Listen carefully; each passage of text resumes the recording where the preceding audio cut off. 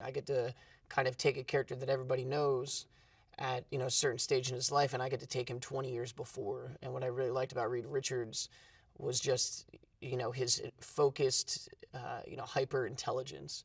I think whenever you're the smartest person in the room, that's a great asset to have. That's a lot of power.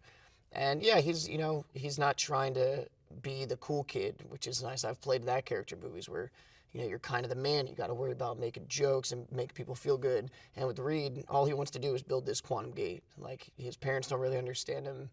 Most of his friends don't even really, he doesn't, the only friend he really has is Ben. Ben helps him out, but he's just, when you're that intelligent, there's few people that can understand you. And so I just liked playing somebody, maybe a little more, inside themselves than some other characters that I've played. In high school, I'm building this thing all the time, and up until the point of the science fair where I'm like excited to show it, like I've finally done it, and then it kind of works, but not really, and then I get recruited from that by Dr. Storm and Sue Storm to go to Baxter, which is like a magnet school for child, prodigies.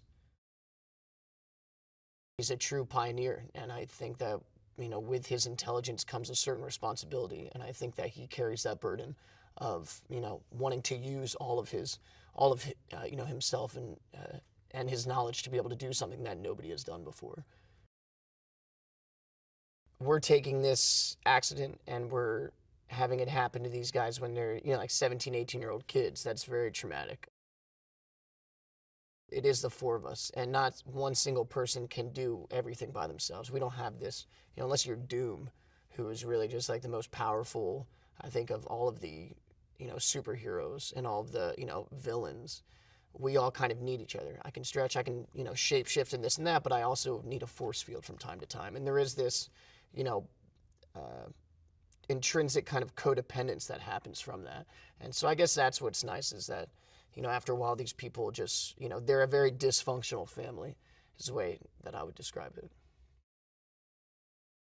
My job as an actor is that everything that I'm talking about, especially in playing a figure like Reed, who is the ultimate authority on a lot of these facts, is that you need to sound like you know what you're talking about. We're all taking this very seriously, and I think we're really absorbing the material and trying to portray these characters as if they were existing, in real life.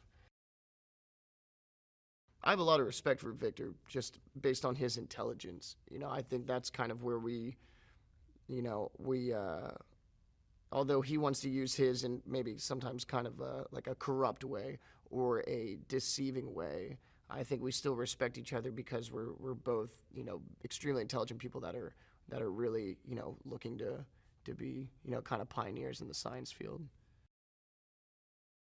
I know it's a lot of people's favorite comics because they're the first superheroes to really have problems.